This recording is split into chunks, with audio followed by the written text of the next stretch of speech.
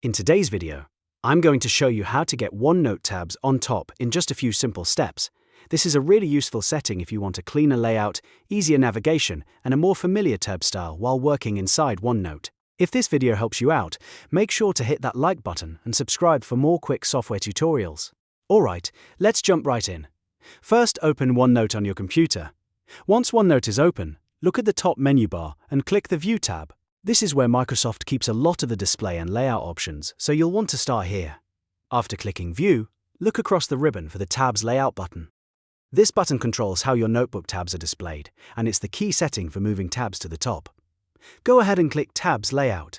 A drop-down menu will appear with different layout options. From that menu, select Horizontal Tabs.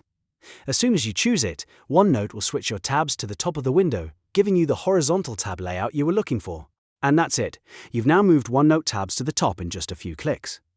If this tutorial helped, please give it a like, subscribe for more helpful OneNote tips, and I'll see you in the next one.